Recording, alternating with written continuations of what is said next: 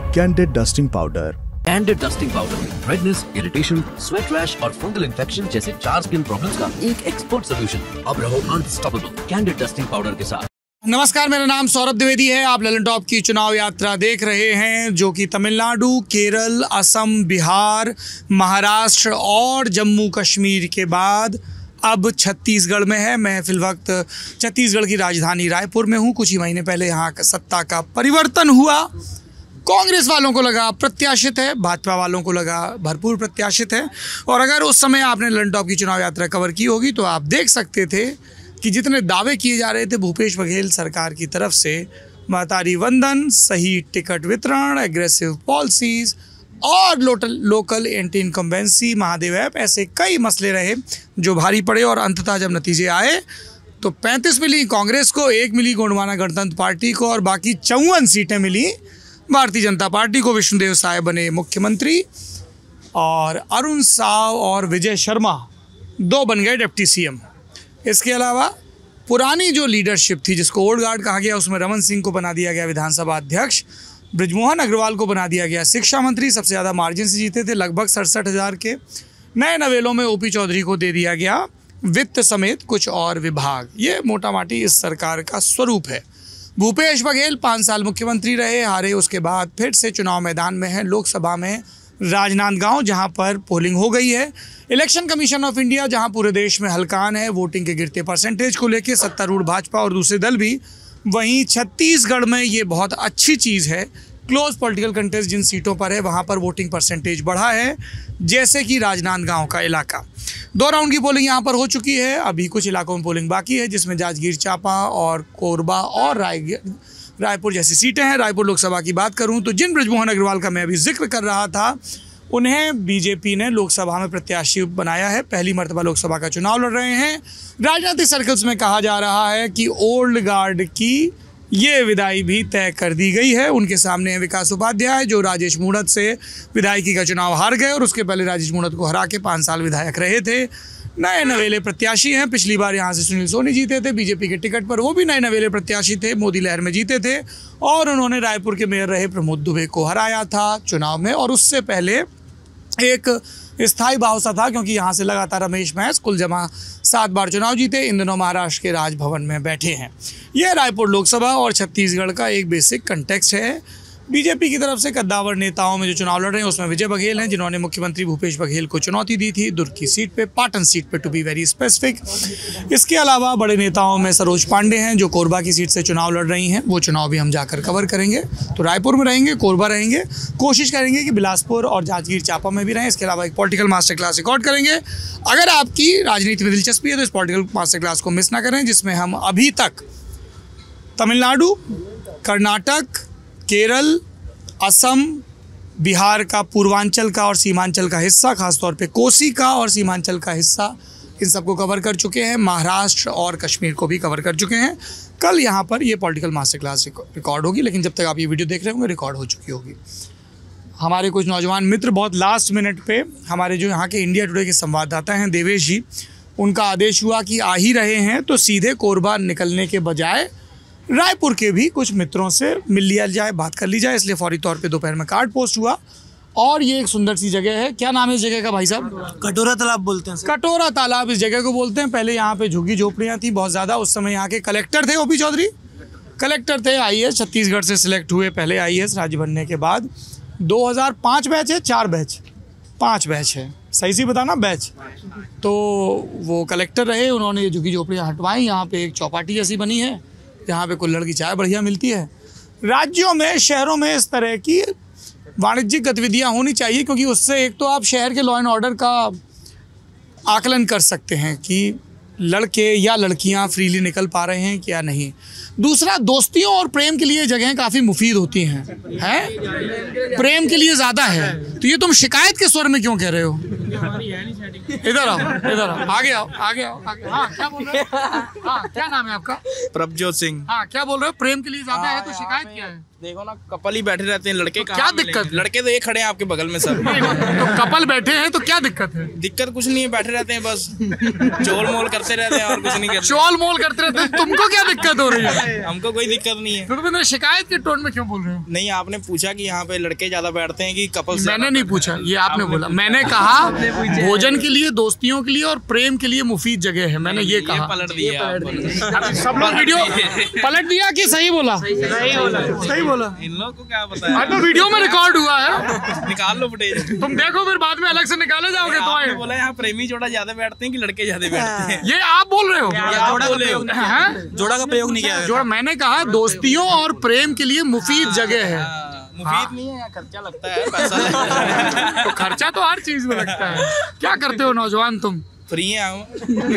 Transport का transport business. है। उसमें तो मेहनत लगती होगी ना यार? मेहनत तो बहुत करते हैं। तो फिर फ्री हैं क्यों कहा? अभी फ्री है, अभी free है इस टाइम। दिन भर मेहनत करते हैं, शाम को फ्री। फ्री है। आपका क्या नाम है? प्रिंस सैनी। प्रिंस सैनी। आपका भी यही स्टेटस है, दिन में ट्रांसपोर्ट, शाम को फ्री? यही है। हैं? और अकेले घूमते हो? भाई साथ नहीं सब भाई के साथ में घूमते हो? तो भाई को आपके बड़ी तकलीफ हो रही थी प्रेमी जोड़ों से, ये क्या बात है? भाई को प्रेम नहीं हुआ क्या? किसी के लिए हाँ? प्रेम नहीं हुआ किसी के लिए। प्रेम हुआ तो ये होता साथ में। यही बात होती है ना। भाई छूट जाता? हाँ, तो साथ लड़की में पहले वो ने थी ना इसके इस लिए। टाइम। हाँ। लड़की पहले ने नहीं इसके नहीं, लिए। लड़की पहले नहीं है, मतलब इस टाइम वो होती ना फिर साथ में। प्रिंसेस होती ना साथ में, रब के साथ रब की प्रिंसेस। 2-4 हजार खर्चा होता और क्या होता? 2-4 हजार खर्चा क्यों होता? खिलाना पिलाना, इधर उधर घूमना, वो सब खर्चा होता पेट्रोल है। का खर्चा। तो लड़की भी खर्च कर सकती है। हाँ, कर सकती है, हाँ। करने वाली हो, करने वाली हो, बहुत कुछ कर सकती है। अरे तो बस लायक तो बनो, पहले करने वाली हो। अरे हम तो अपने लायक है ना, हम खर्चा अपना खुद उठाते हैं। शाबाश, बहुत बढ़िया करते हो। ये वो आएगी तो उसका भी उठा लेंगे।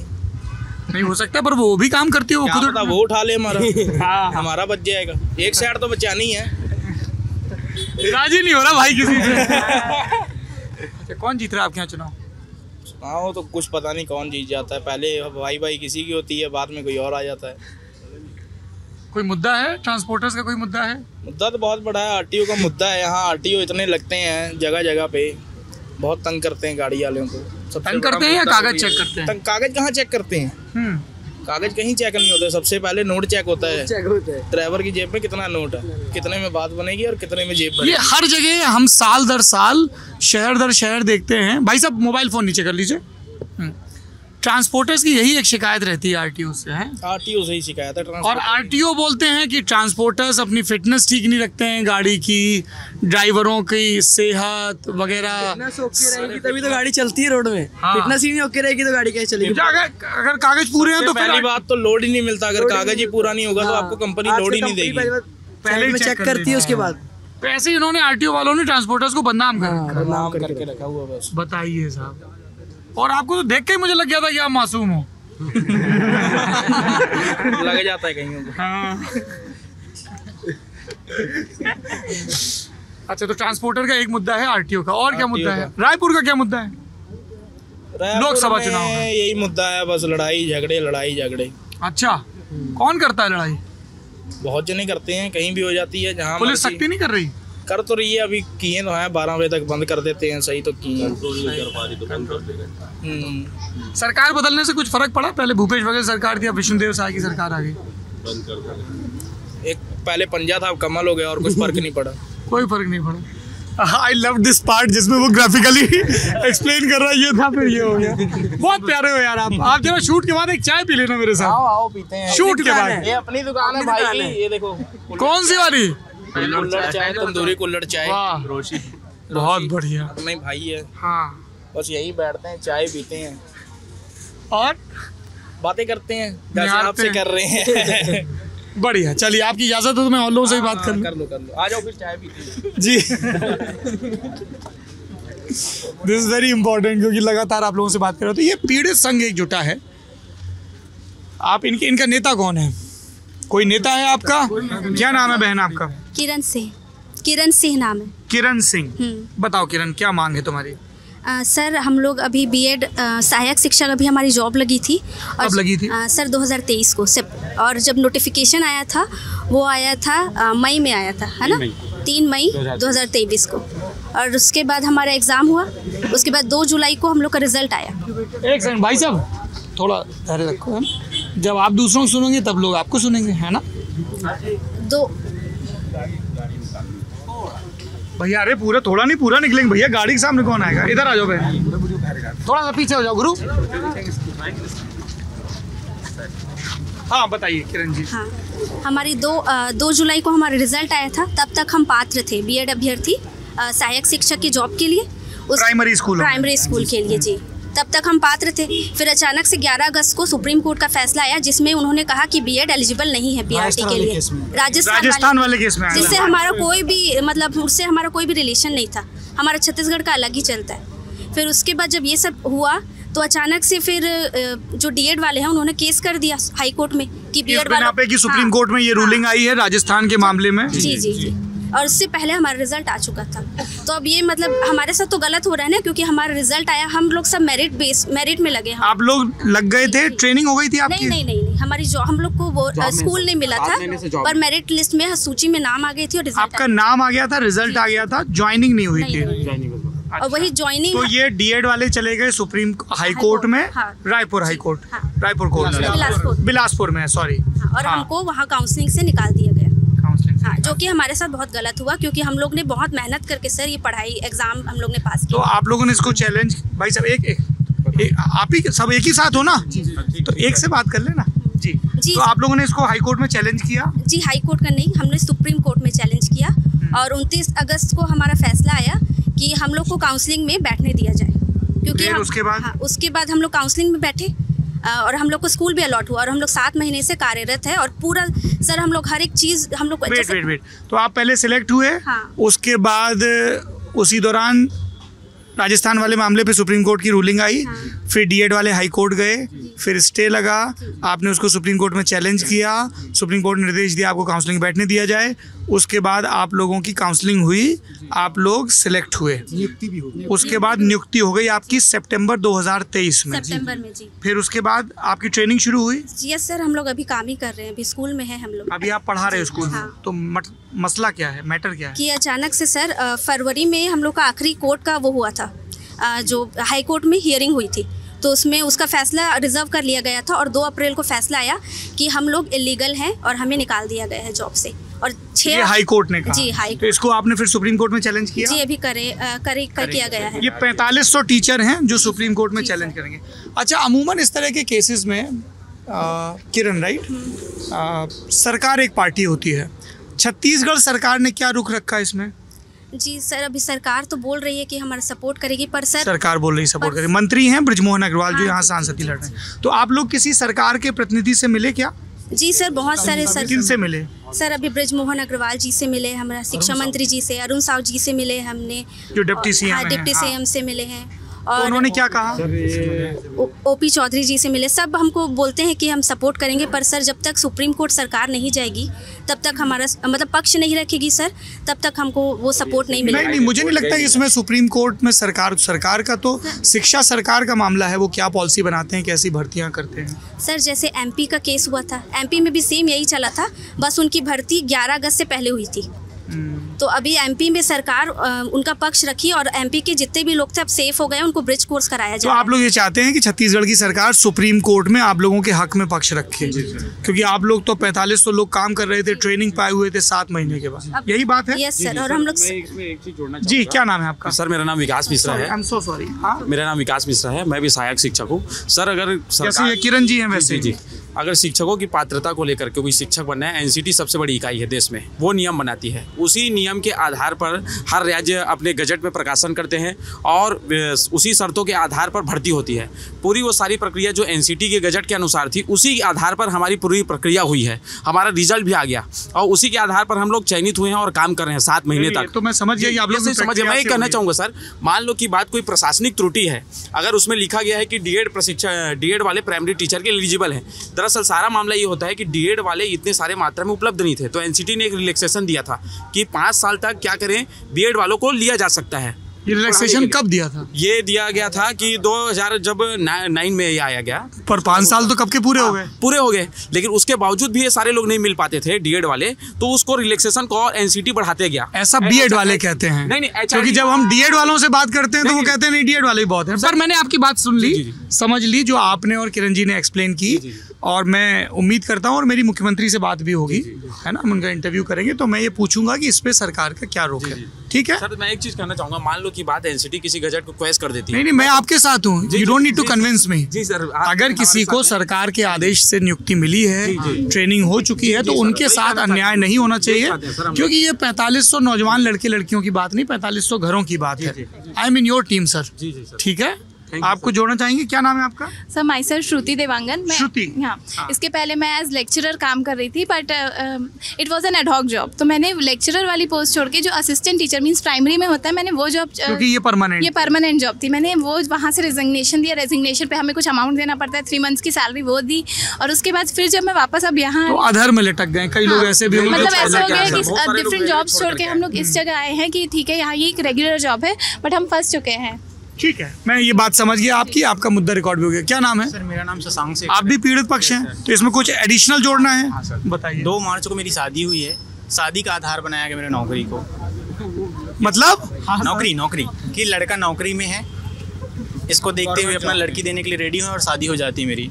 उसके बाद अभी हाल फिलहाल में 2 अप्रैल को एक रिजल्ट आता है जिसमें ये कहा जाता है कि हाँ, वो उन्होंने बताया। Yes sir. सबसे पहले तो आपको बधाई, आपकी शादी हो गई, और मैं उम्मीद करता हूँ कि आपको न्यायालय से, अरे नौजवान कोई बात नहीं, क्या नाम है तुम्हारा? शशांक शेखर। शशांक। यस भैया मोबाइल रख लो यार, काहे वो तो कौन, आसान भाषा में कह रहा हूँ।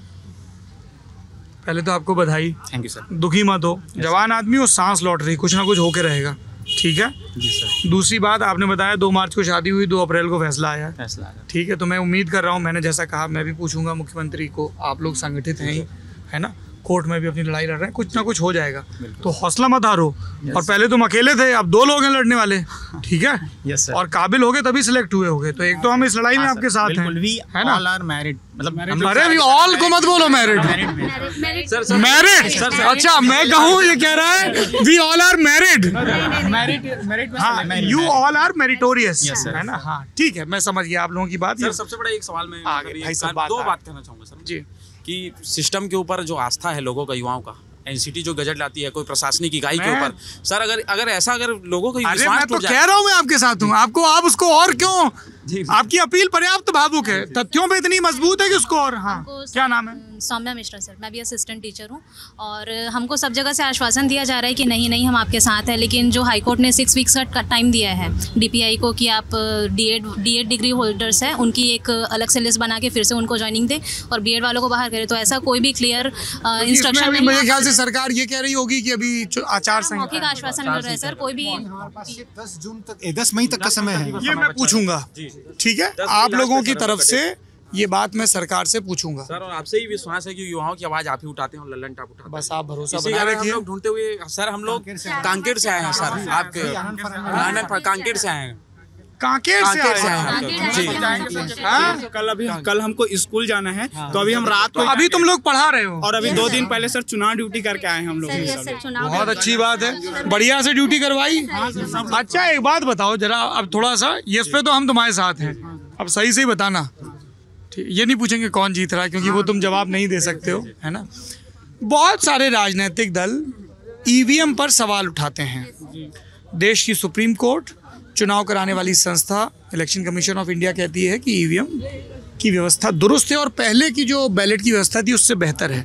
आप लोग चुनाव करवाते हो, आप लोगों को क्या लगता है ये व्यवस्था कैसी है? सर एक एक करके। हाँ सर, मैं भी चुनाव ड्यूटी में थी, तो मॉक पोल लेते हैं सर हम लोग 5:30 बजे से सुबह के, तो सर उसमें जितना जो भी फैसला आता है वो एकदम सही रहता है, और मुझे नहीं लगता कि मशीन में कोई भी फॉल्ट रहती है, और बिल्कुल जो चुनाव का जो रहता है, जो आखिरी रिजल्ट आता है वो बिल्कुल सही आता है। सर मैं भी ये बोलना चाहूँगा कि लोग जैसे कि बोलते हैं कि ना मशीन बदल दिया जाता है, ये करते, सर मशीन को जब ऑन करते हैं, बंद करते हैं ना, तो वो एक एक चीज़ रिकॉर्ड करता है, वो कितने बजे ऑन होता है, कितने बजे बंद होता है, वो कौन सी तारीख को रिकॉर्ड होता है, कौन सी तारीख को चालू हुआ।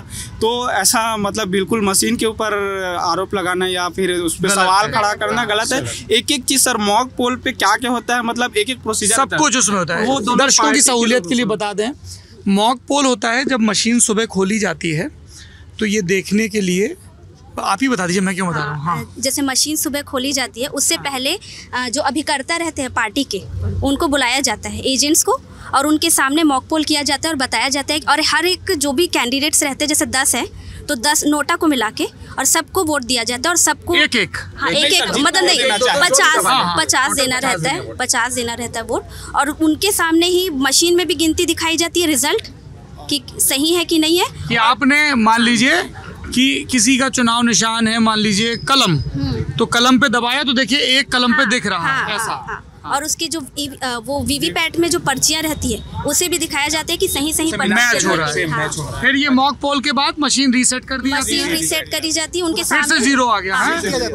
पूरी मशीन को सील किया जाता है, उसमें उनके एजेंट्स की सिग्नेचर फाइनल पोलिंग के बाद। नहीं, मैं तो बोल रहा था कि मॉक पोल के बाद सील कर सील किया जाता है सर। उसके बाद अच्छा, रिजल्ट बटन को सील कर देते हैं आखिरी में सबसे पहले क्लोज बस ओपन रहता है, क्लोज बटन बस ओपन रहता है, और अच्छा जो रिजल्ट वाली बटन है ईवीएम में उसको सील कर दिया, क्योंकि अब तो वोट गिरेगा। रिजल्ट पूरा सील किया गया, और उसके बाद फिर पोलिंग शुरू होती है, और पोलिंग के समय वहाँ एजेंट रहते हैं टोटली, और उसके बाद जब पोलिंग खत्म हो जाती है उसके बाद भी एजेंट वहाँ रहते हैं, जब तक कि पूरी मशीन सील करके पैक ना किया जाए।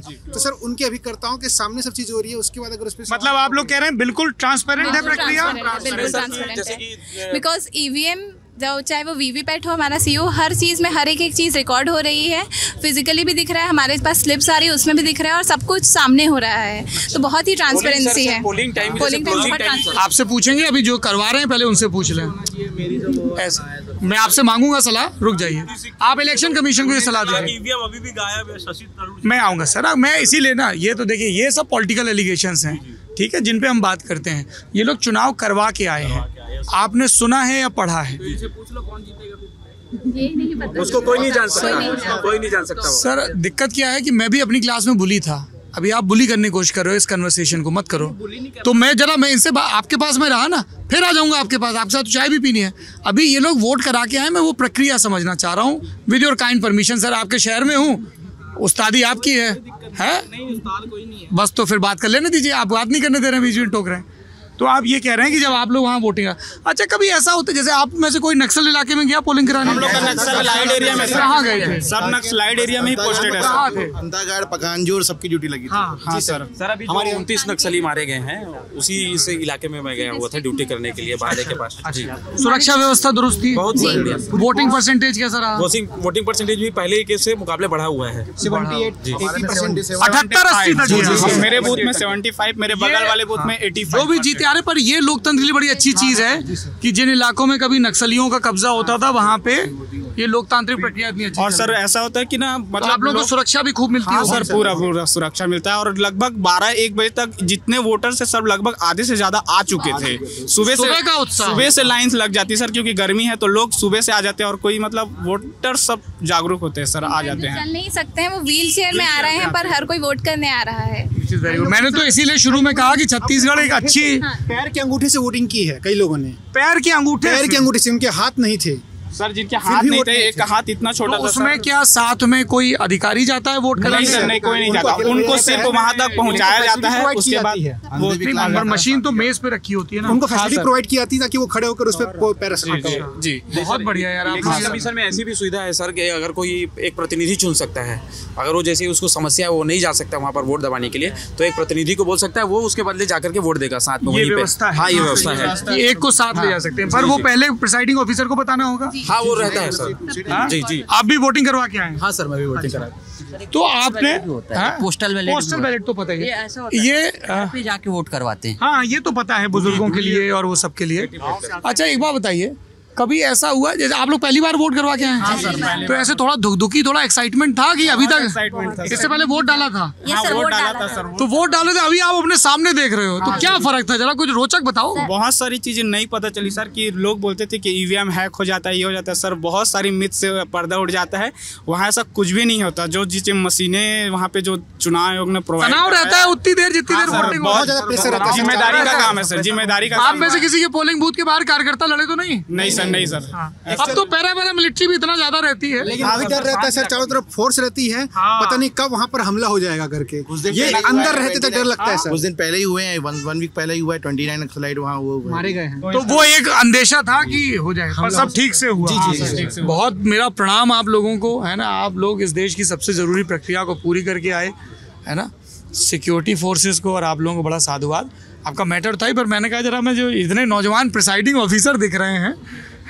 अच्छा एक बात बताओ, जब वहाँ मशीन के पास बैठे होते हो तो आइडिया लग जाता है कि वीवीपैट तो तुम्हें दिख ही रहा है? नहीं वीवीपैट नहीं दिखता है, पोस्ट के अंदर बन रहा है सर। अच्छा अभी मैं वोट डालने जाऊंगा अपने उरई में, मैं देखूंगा सिर्फ जो पर थोड़ा अच्छा एक बात है, सही माहौल से अंदाजा लग जाता है कि यहाँ की इस बूथ पे कौन सी पार्टी का पलड़ा भारी है। एक्चुअली सर क्या होता है कि नहीं होना चाहिए। अरे ये तो पता है, वहाँ कुछ नहीं मैं माहौल पूछ रहा हूँ। नहीं सर, बिल्कुल भी माहौल पता नहीं चलता, क्योंकि हमको ना हम को स्कूल से बाहर जाने अलाउ है ही नहीं जहाँ पर है। अरे अच्छा ये बात बताओ, जैसे हम पहले देखते थे हमारे गाँव में और जगह लोग जब प्रधानी रानी पोलिंग कराने आते थे तो जो गांव में लोग रहते हैं वो पोलिंग वालों के अधिकारियों, पोलिंग पार्टी आ गई तो उनके लिए चाय बना के ले जा रहे हैं, वो सब चीजें अभी होती हैं? हाँ सर, नहीं सर वैसे इस बार हुई थी यहाँ से, हाँ इलेक्शन कमीशन दिया था इस बार कलेक्टर। अच्छा अब इलेक्शन कमीशन नहीं सर, क्योंकि जितने भी सारे टीचर्स होते हैं सर वो दूरस्थ एरियो से आते हैं, उनके लिए खाने पीने की व्यवस्था नहीं। तो वो कैसे होती है व्यवस्था? मशीन पकड़ते हैं, जितने भी पंचायत है सर, पंचायत सचिव की जिम्मेदारी है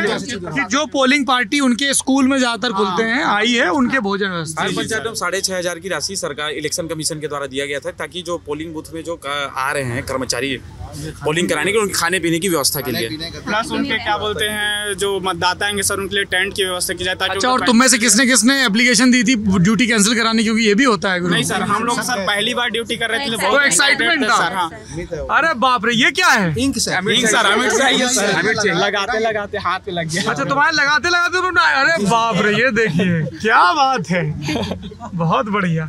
तो अब मुझे किसी के 3 हाथ रंगे दिखे तो मैं ये मान लूं कि ये पोलिंग करा के आया है।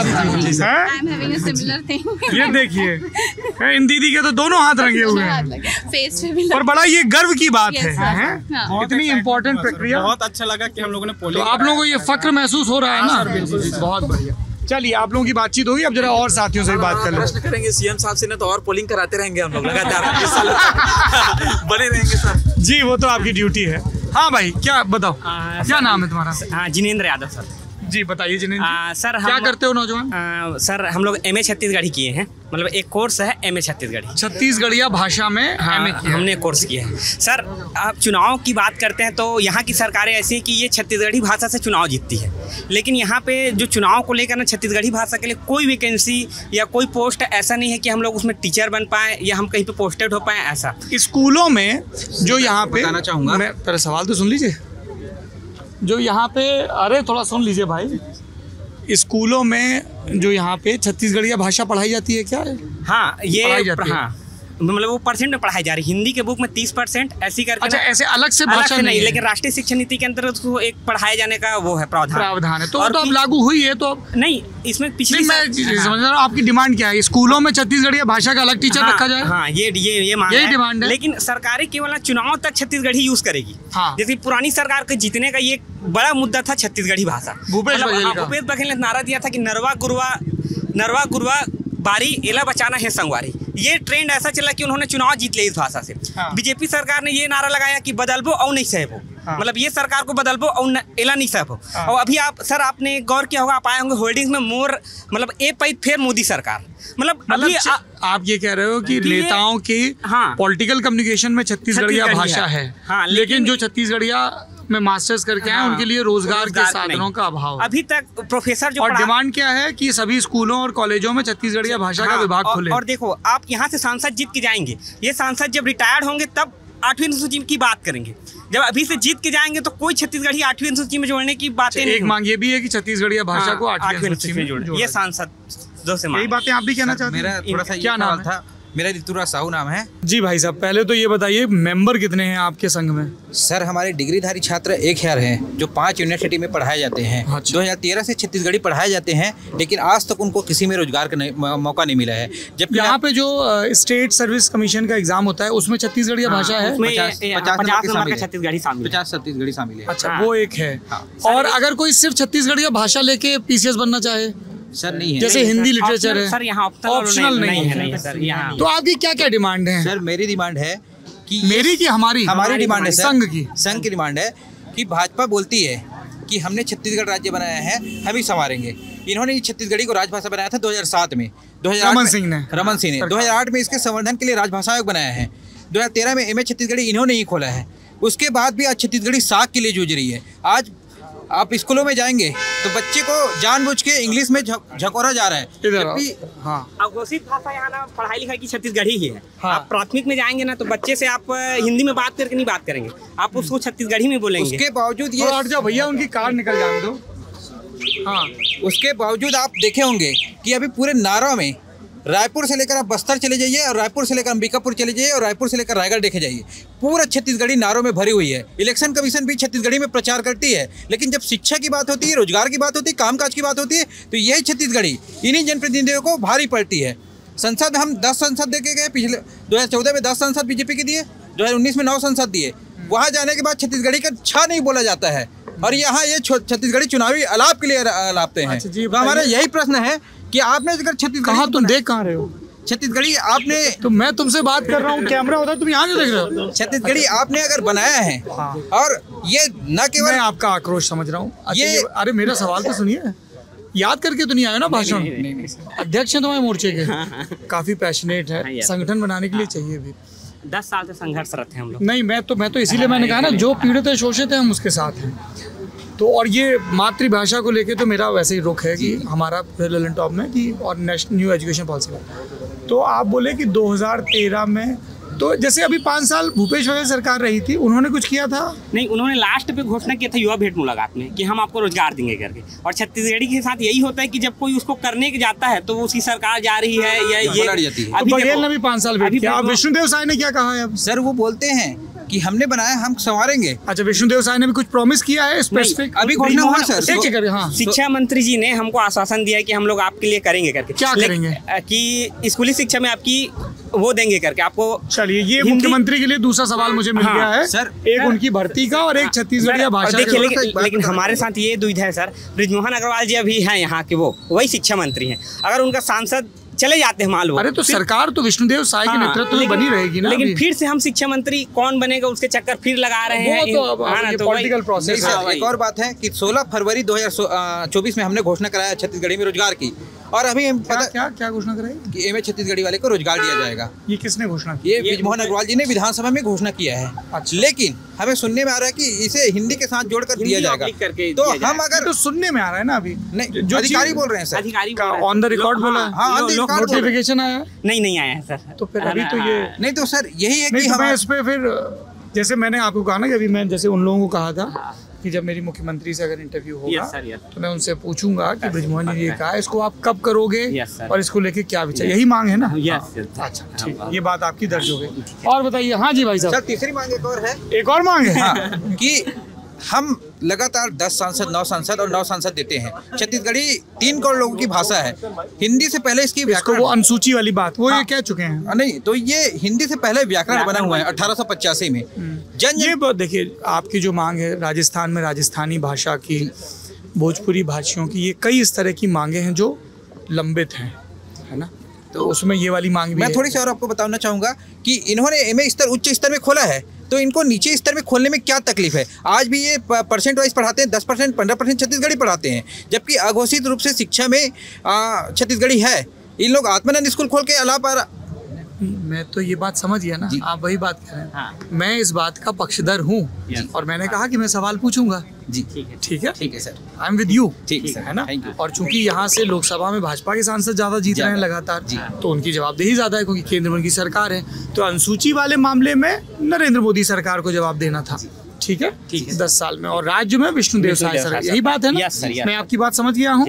ठीक है, धन्यवाद। हाँ भाई, ये बहुत मशहूर यहाँ के रूबल नाम है। यस, तो सुनाऊं फिर मैं? अरे बिल्कुल यार, गायकों के लिए तो हमेशा जगह होनी चाहिए किसी भी गणराज्य में। मेरा खुद का लिखा हुआ एक गाना है जिसका नाम है स्टिल वॉकिंग, पंजाबी सॉन्ग है। तो वो पंजाबी सॉन्ग? जी। यहाँ पे पंजाबी सॉन्ग सुनते हैं लोग? बिल्कुल सुनते हैं पंजाबी। मतलब वैसे तो वो पूरे दुनिया में सुनते हैं लोग। अभी दिलजीत कैसा एकदम फक्र करा के आया है। बिल्कुल, कनाडा पूरा स्टेडियम 54,000 लोग थे साहब, सोल्ड आउट था पूरा स्टेडियम। सो ऐसा पंजाबी ऐसे लोग भले मतलब समझे ना समझे बट लोग वाइब जरूर करते हैं। Punjabi and music is all about vibe, like all about feelings, emotions vibe. So एक मैं सुनाता हूँ। ओ तक तक सुपने वड्डे वड्डे वड्डा मैं होया, ओ जम्मे अखां च सुपने लेके उठ चल अपने आप नूं कह के मोती वांगू मन मेरा हिम्मत दे नाल पे रोया। भीड़ बड़ी सी एक रस्ते विच अंदर तू मैनू पैंदी सिखे च रस्ते मैं नहीं जाना जिथे हर दूजा बंदा खलोया। ओ तक तक सुपने वड्डे वड्डे वड्डा मैं होया। क्या बात है, बहुत अच्छा गाते हैं। तो आपने पढ़ाई की है इसकी? जी मैंने क्लासिकल, रूबल जैसा कोई नहीं।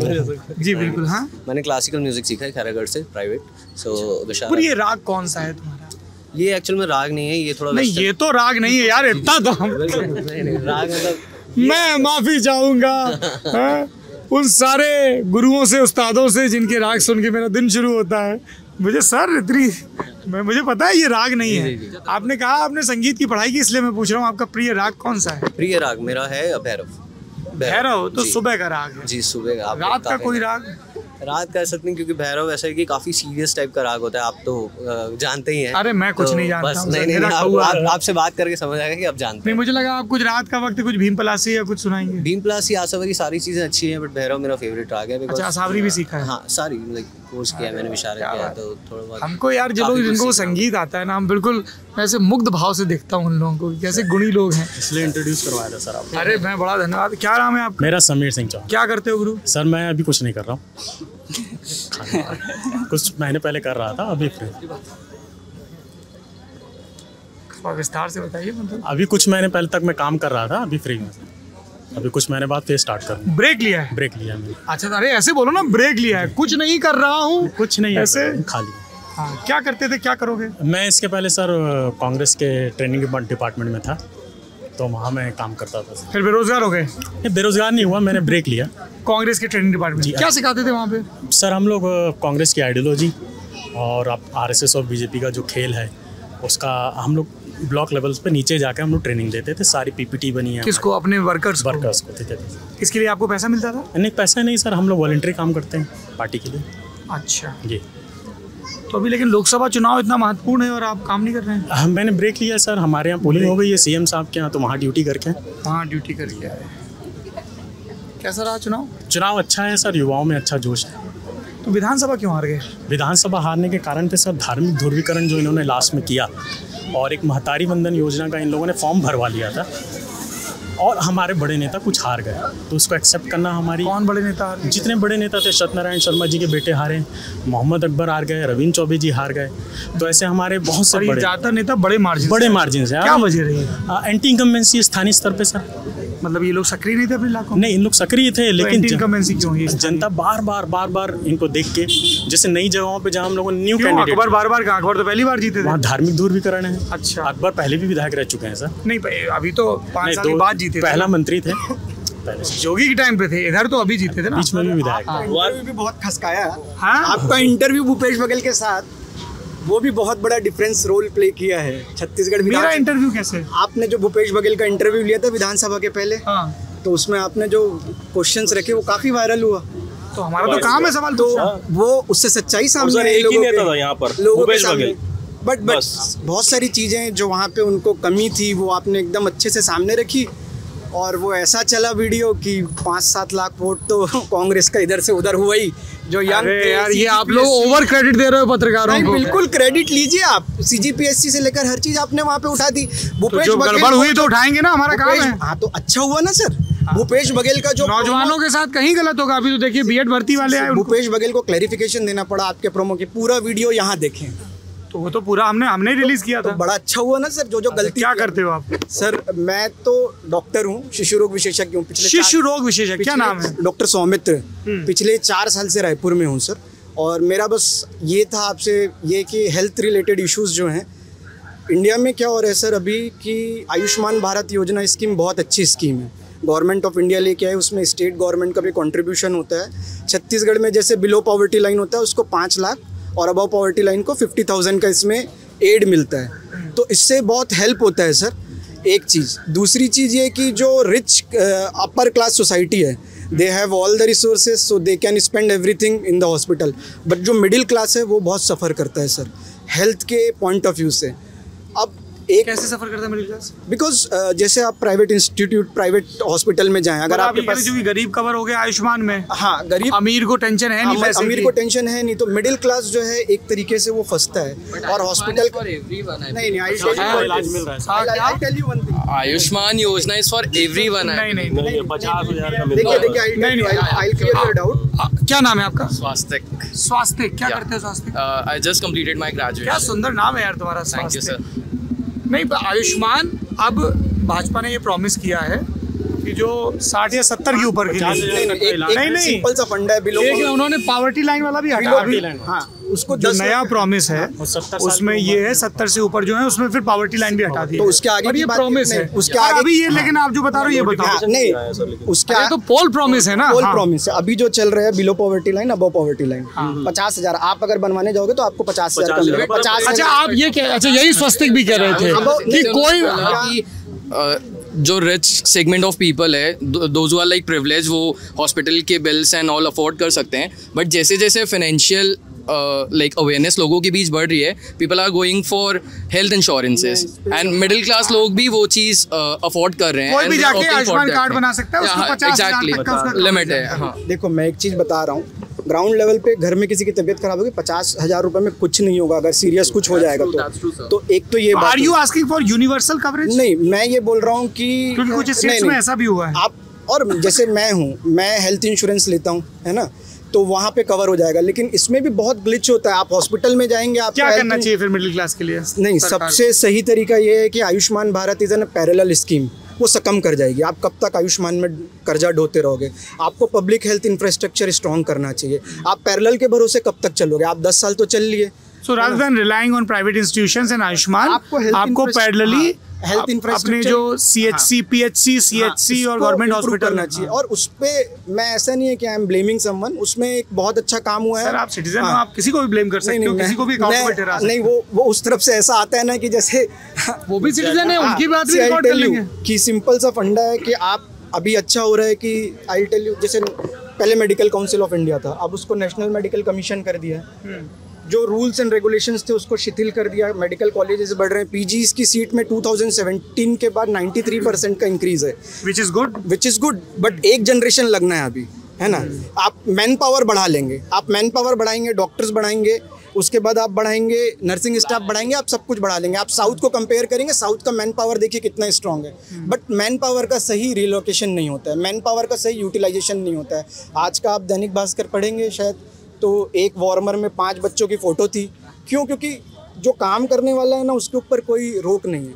वो CSC PSC में बैठेगा और सीधा रिफरल काटेगा, बच्चा देखेगा भी नहीं, रिफरल काटेगा, एक जगह पूरी भीड़ हो जाती है। When we were working in medical college, rationalization नहीं, we were working in medical college, और भी कई मेडिकल कॉलेजेस में सुना है कि सिर्फ रेफर करते हैं, सारा हमारे पास आ जा रहा है। और आप देखिए यहाँ पे एक जिला अस्पताल है, यहाँ पे मेडिकल कॉलेज। करना क्या चाहिए, थोड़ा कुछ ठोस बताइए। इसका सॉल्यूशन यही है कि हेल्थ इंफ्रास्ट्रक्चर को ऐसे चलाना चाहिए जैसे किसी कॉर्पोरेट को चलाते हो आप, टाइट करके सबको चलाना, अकाउंटेबिलिटी, प्रोफेशनलिज्म, मोर बजट, सब मैं एग्री करता हूं, पूरा वैसे चलाना चाहिए। और दूसरा, आप मैन पावर बढ़ाइए, मैन पावर बढ़ाने में टाइम लगेगा। स्कूटी है भैया, हट जाओ वहां से, मैन पावर बढ़ाने में टाइम लगेगा। और दूसरा एक ये है कि आपको सोशो एजुकेशनल अवेयरनेस सोसाइटी के बीच में लाना चाहिए, वो नहीं रहेगी तो मुश्किल रहेगा। और मेरा आपसे एक रिक्वेस्ट है सर, आप सारे मुद्दों को लेके आपका एक सेक्शन चलता है, क्रिकेट को लेके, नेता नगरी को लेके, हेल्थ पॉलिसीज, हेल्थ इंफ्रास्ट्रक्चर, वहाँ पे क्या हो रहा है उस पर भी कुछ करिए सर। सर एक हाँ, सेहत नामा इज समथिंग लाइक कि आप ये खाओ, ये पियो, ये करो, ये आपके लिए है ना। Sorry to give you a cross statement, complete करो। आप जब साउथ की बात कर रहे हैं तो वहाँ पे आई नो सर, आप बिल्कुल रिस्पेक्टेबल हैं उसके लिए। व्हाट आई बिलीव है सर, जब सर ने साउथ की बात की तो साउथ में मोस्ट ऑफ दी जो इंफ्रास्ट्रक्चर है, इन सब चीज़ों की सर बात कर रहे हैं, वो प्राइवेट हॉस्पिटल ओन करते हैं मोर देन गवर्नमेंट।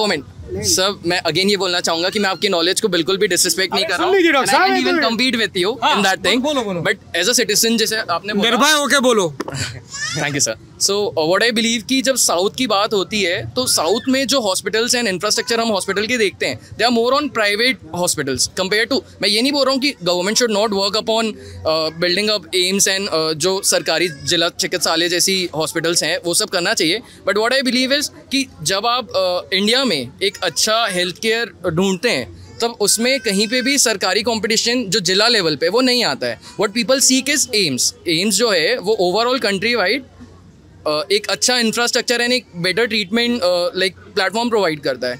सो आई बिलीव कि सर जो एम्स के कंस्ट्रक्शन एंड एम्स के लेवल के अनदर जो लाइक प्लेटफॉर्म जो प्रोवाइड कर सकते हैं लोगों के बेटरमेंट के लिए उस चीज़ पे गवर्नमेंट को ज़्यादा फोकस करना चाहिए। एंड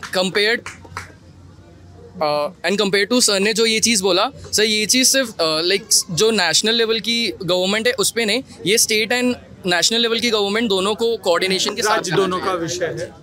मैं सर एम्स के ऊपर एक बात और बोलना चाहता हूं क्योंकि मैं इन चीज़ों को बहुत करीब से देख। मेरा नाम रजत जसूजा है, मैं प्रदेश कांग्रेस कमेटी के बूथ प्रबंधन का अभी प्रभारी हूँ। प्रदेश कांग्रेस कमेटी के बूथ प्रबंधन के प्रभारी है। हाँ, ये इनके दोस्तों क्या है, ये ट्रेनिंग में थे। अच्छा, हम लोग, मैं जो इन्होंने एम्स की बात की है मैं उसी में एक लाइन जोड़ता हूँ। मेरे एक दोस्त थे, मैं एकदम आपको सत्य वाक्य बताता हूँ। सत्य ही बोलना? हाँ, सत्य ही बोलना है सर। दूसरी बात क्योंकि यहाँ तो बोल के चले जाओगे, पब्लिक नहीं बख्शती है। नहीं, लल्लन टॉप को तो पूरी दुनिया देखती है सर, मैं देश की बात नहीं कर रहा हूँ, पूरी दुनिया देखती है। उनका फ़ोन आया कि एक यहाँ प्राइवेट हॉस्पिटल में बहुत पैसे को बहुत किल्लत हो रही है और उनको एंजियोप्लास्टी कराना पड़ेगा। तो एम्स में जब उनका एंजियोप्लास्टी होना है वो 2 महीने बाद होगा। 3 दिन बाद एक मुझे व्हाट्सएप पे मैसेज आया कि उनकी माताजी का देहांत हो चुका है। तो ये जो एक्चुअल समस्याएं हैं कि बच्चों का या बड़ों का अगर समय से अगर इलाज नहीं होगा तो, पर एंजियोप्लास्टी तो barring private hospitals, this is unfortunate. हाँ, कि जो भी सरकारी अस्पताल है वहाँ पे इस तरह के कॉम्प्लेक्स इलाजों की एक लंबी वेटिंग है, क्योंकि हम उतने पॉपुलेशन भी बहुत ज़्यादा है। पॉपुलेशन भी बहुत ज़्यादा है, उसके अनुसार भी देखा जाता है। सभी चीज़ें एक साथ किसी का पॉसिबल नहीं है, पॉपुलेशन के अनुसार भी देखा जाएगा। ऐसा कि नहीं एक व्यक्ति अब देहांत क्या नाम है आपका? प्रणय तिवारी। वो पॉपुलेशन के अनुसार भी उसको देखा जाएगा कि समय के अनुसार, क्योंकि एम्स में अधिकतर कोई भी चीज़ों के लिए अगर आप जाएँ तो ओपीडी विभाग भी हो चाहे यानी कोई भी विभाग हो, जिसमें रिकॉर्ड हो रहा है देख लेना है, जिसमें कोई भी विभाग हो, उसके लिए ऑलमोस्ट हमेशा सुबह से आदमी को, हर व्यक्ति को पर्ची कटाना पड़ता है। ऑनलाइन है, ऑनलाइन में वो वेबसाइट काम नहीं करती। मैंने खुद वो चीज़ें अनुभव किया हुआ है। मेरे यहाँ एक मित्र है जो अपनी माताजी का चेकअप कराने के लिए आया हुआ था, वो 2 दिन से भटक रहे हैं।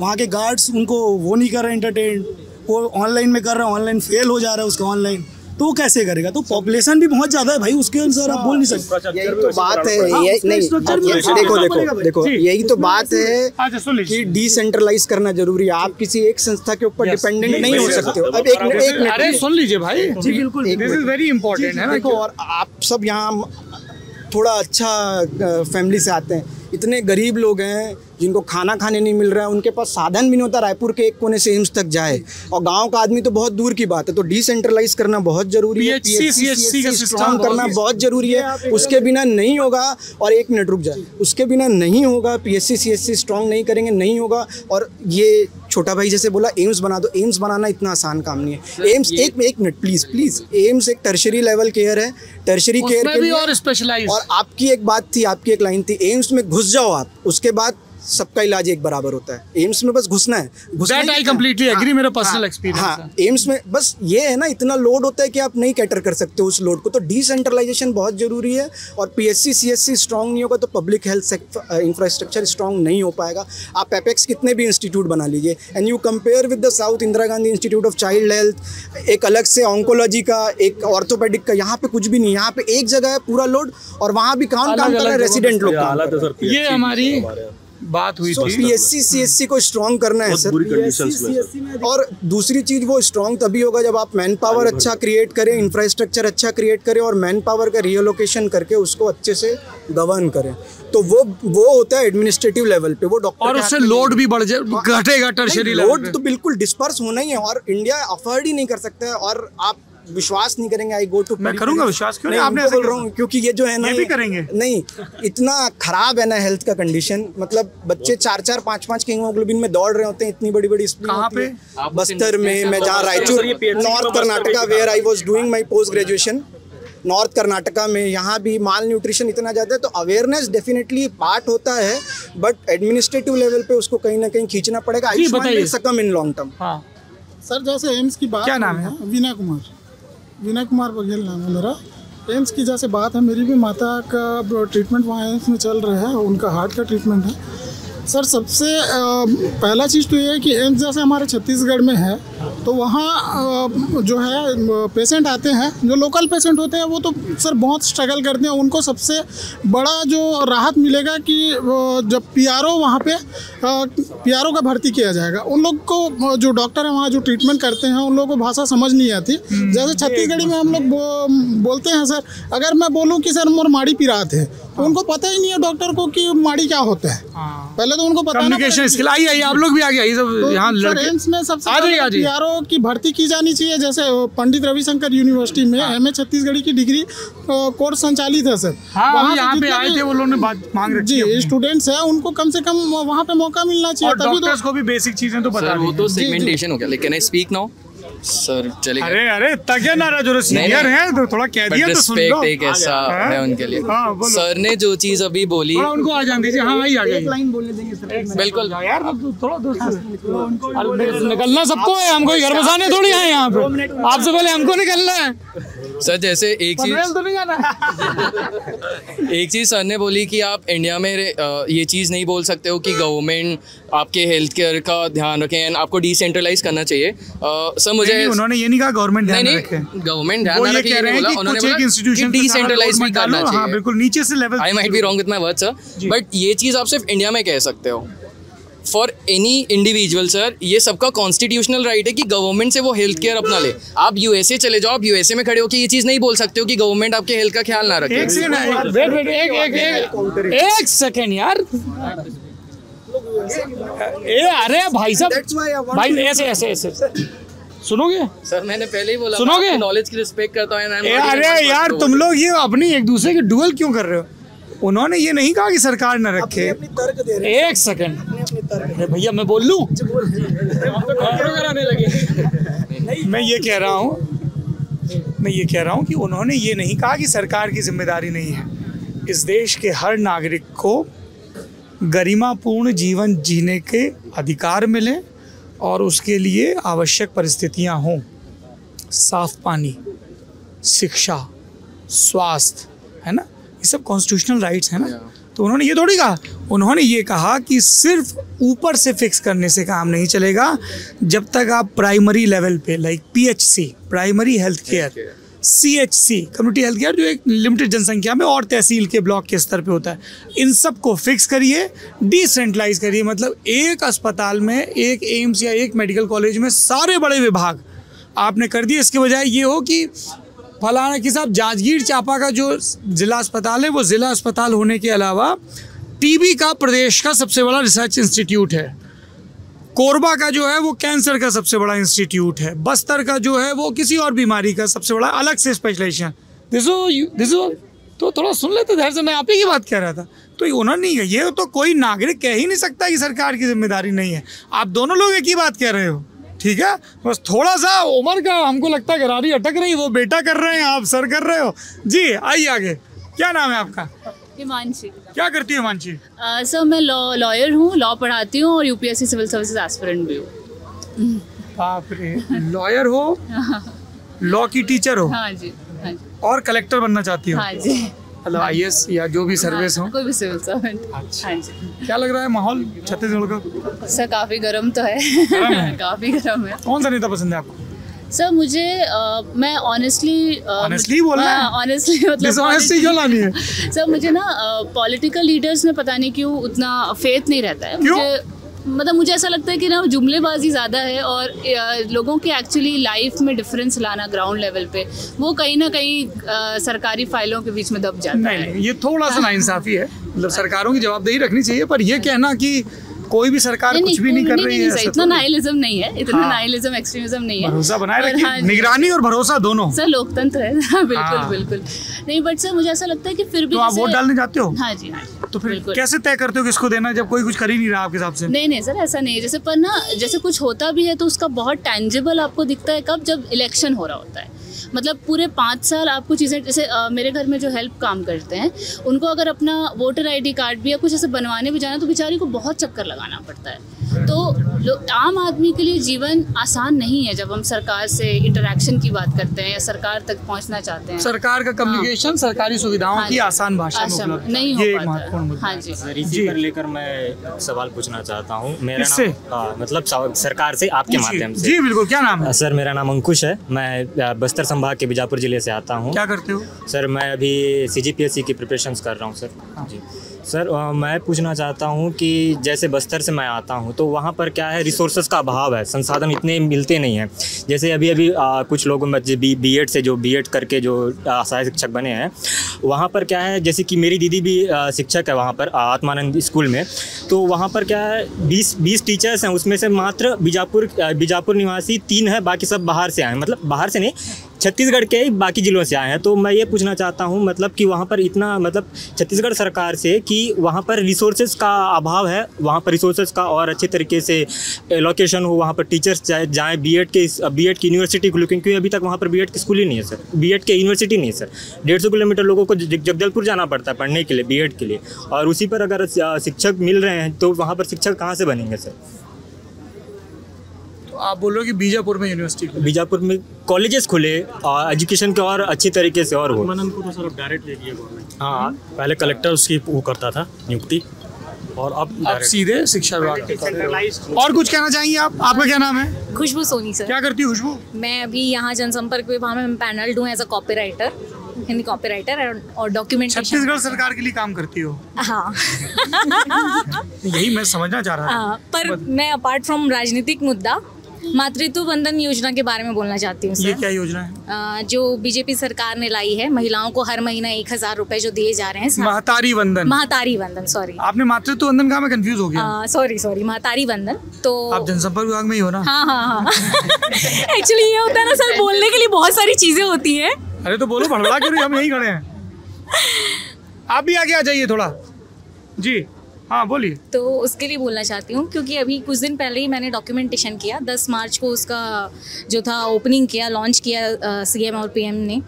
तो मैं जब ग्राउंड पे गई सर, तो जो सरकारी दफ्तर में जो स्वीपर हैं, महिलाएं जो काम कर रही हैं, मैं उनके गांव गई कि हम बहुत जगह से तो जो PRO हैं वो कहानियाँ भेजेंगे इस ज़िलों से कि क्या इम्पैक्ट पड़ रहा है उस 1000 रुपये का। पर मैं अपने ही जगह की स्वीपर महिलाओं से बात करके उनके गांव गई तो पता चला कि वो 1000 रुपये उनके लिए कितना कीमती हो सकता है ना, ये वहाँ जाके पता चला।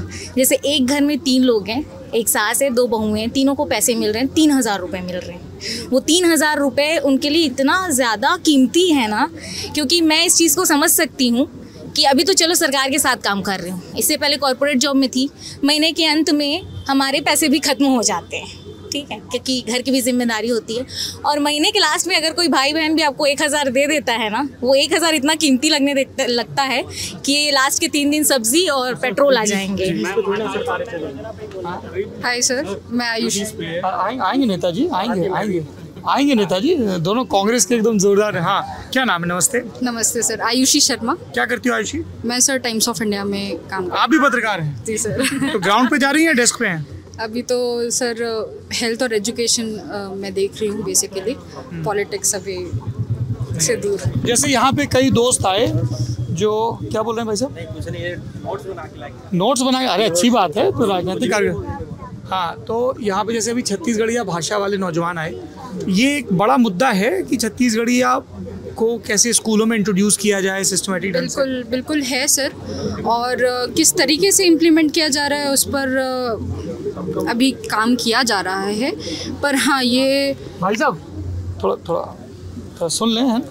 हाँ, छत्तीसगढ़ी भाषा पे ये बोला गया कि MA हो रहा है कॉलेजेस में, मगर उनके लिए जॉब्स अवेलेबल नहीं है, तो ये प्रॉब्लम झेल रहे हैं काफ़ी स्टूडेंट्स।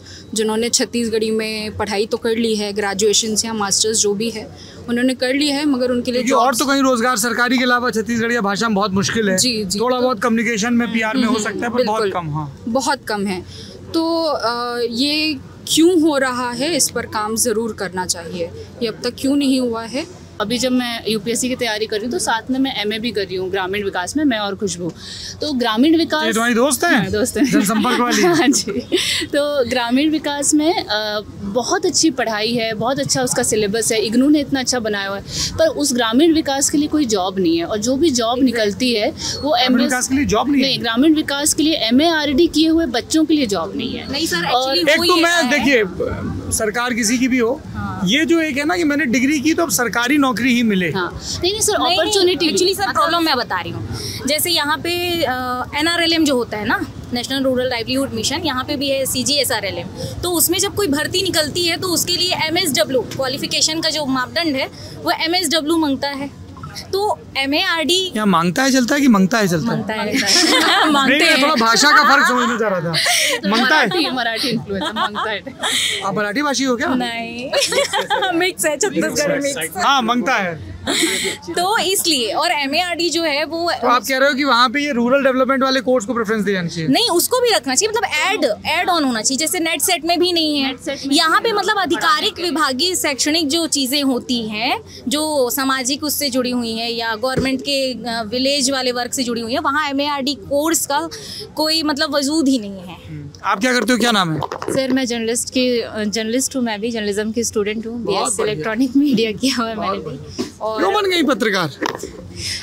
सर पहले तो ऐसा कुछ सोचा नहीं था लेकिन उसके बाद फिर मैं बेसिकली बायो की स्टूडेंट थी पहले तो, लेकिन वो भी पापा और भैया के दबाव में आके हर घर की यही कहानी है। हमने भी घर वालों के दबाव में BSc कर लिया था। उसके बाद माइक्रोबायोलॉजी से जब लगा कि ये हमको नहीं करना है, साथ साथ में जॉब कर रही थी, तो फिर मैंने स्विच कर लिया जर्नलिज्म की तरफ। तो फिर कुछ नहीं कर रहे हैं तो पत्रकारिता ही कर लेते हैं। नहीं, एक्चुअली हुआ ये कि मेरा एक फ्रेंड है, वो जर्नलिज्म में ऑलरेडी ज्वाइन कर चुका था कॉलेज, तो उसने बताया कि ये अच्छा कोर्स है और तू शायद इसमें अच्छा कर सकती। तो फिर मैंने ज्वाइन किया कॉलेज, अच्छा लग गया और मुझे ये लगा कि मीडिया में ही मुझे अब आगे जाना है। चलिए, बड़ी शुभकामनाएं। आप नमस्ते, क्या नाम है आपका? नमस्कार सर, मैं ममता हूँ, मैं भी पत्रकार हूँ। आप किसके साथ हैं? मैं दैनिक भास्कर में। बहुत बढ़िया। क्या कवर करती हैं आप ममता जी? बेसिकली मैं सिटी इवेंट्स ही देखती हूँ। City winds? City events. City events जी। इसका माहौल लग रहा है यहाँ सिटी में? सिटी में माहौल तो जैसा कि हम सभी देख रहे हैं वही है, बीजेपी ही लग रही है, क्योंकि जो वजह ये है कि जिस तरीके से हम देखते हैं देश में जो माहौल है वो कहीं ना कहीं राज्यों में भी देखने को मिलता है, और अभी भी यहाँ पे यही देखने को मिल रहा है छत्तीसगढ़ में भी, मुझे जहाँ तक लग रहा है, जो मेरी नज़र है या जो मैं अपने। वजह क्या लग रही है उसकी? वजह यही है मोदी लहर। मोदी लहर नहीं, मोदी लहर की वजह क्या है? सर बहुत सारी, जैसे यहाँ योजनाएं चल रही है जो वो बीजेपी ही चला रही है, जैसा कि CM साय कहते हैं डबल इंजन की सरकार है, तो उसका असर दिखता है। अगर सरकार वहाँ केंद्र में बीजेपी की है और यहाँ भी है राज्य में बीजेपी की, तो उसका एक असर दिखता है, एक परसेप्शन बनता है जो वोटर्स होते हैं उनका, तो ये भी असर मुझे जहाँ तक लगता है। जी बताइए। कांग्रेस छत्तीसगढ़ में इस बार इम्पैक्ट इसलिए नहीं होगा कि भूपेश बघेल जी की कॉन्स्टिट्यूंसी में आप देखिए किस तरीके से पोलिंग हुई है। भरमार पोलिंग हुई है सर, पिछले बार से ज़्यादा है ना।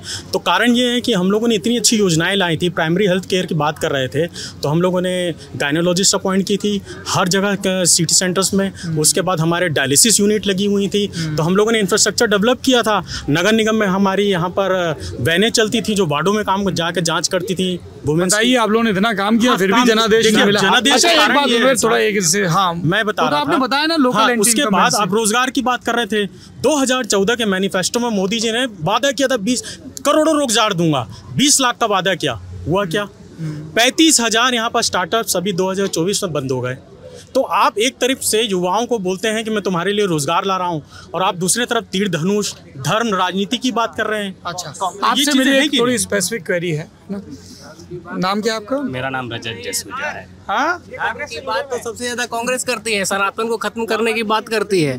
आप गलतफहमी है आपकी। अरे भैया इनसे पूछिए। अरे इनसे क्यों पूछूं, मुझे मालूम है गलतफहमी है। कांग्रेस के सहयोगियों ने सनातन को खत्म करने की बात कही थी कि नहीं की? गलतफहमी है आपकी, ऐसा कुछ नहीं है। धर्म का मुद्दा कांग्रेस नेताओं ने कहा। डीएम को कुछ छोड़िए, मैं क्या बोल रहा हूँ साहब। क्यों खड़गे के अरे यार आप मुद्दे पे बात करो।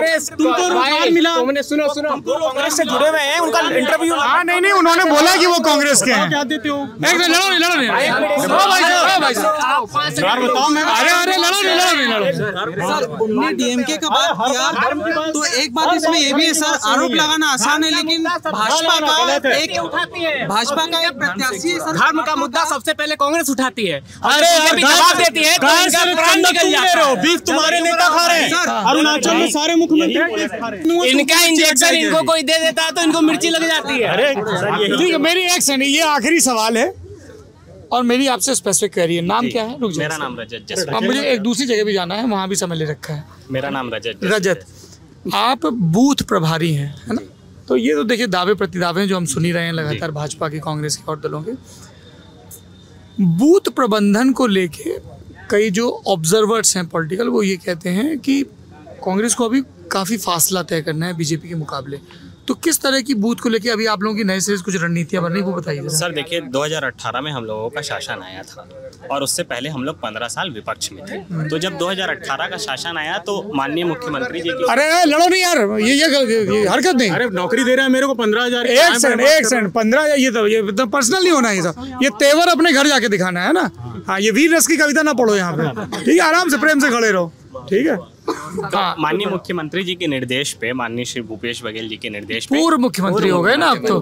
अच्छा, एक था नेताओं का क्या है, किसी भी पार्टी की हो, जैसे विधायक जी हार भी है तो वो विधायक जी रहेंगे अब जीवन में। पूर्व मुख्यमंत्री उस समय एक वॉर रूम सेटअप हुआ था और उसके बाद उसी समय एक बूथ पे एक बुजुर्ग, एक महिला और एक युवा और 5 लोगों की टीम। अच्छा, जब बघेल सरकार में आए तो उन्होंने कहा कि ऑर्गेनाइजेशनल उस समय डेवलपमेंट हुआ था सर।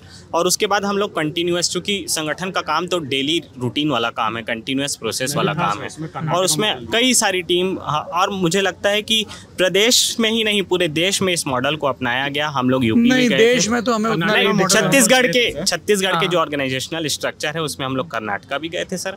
ये एक डेलीगेशन यहाँ से यूपी भी गया था। अच्छा। ये ठीक है कि रिजल्ट कुछ और आया, लेकिन रिजल्ट आया? रिजल्ट भले कांग्रेस के पक्ष में नहीं आया, लेकिन जो नहीं अच्छा, रिजल्ट की बात नहीं हो। जैसे यूपी में क्या लर्निंग रही आपकी, क्योंकि यूपी में तो कांग्रेस उतनी मजबूत बिल्कुल नहीं यूपी में उस समय जो हम लोगों को ये प्राप्त हुआ कि जैसे डीसीसी का जो ऑफिस है वो एक तरीके से मतलब लोगों के नज़र से दूर था।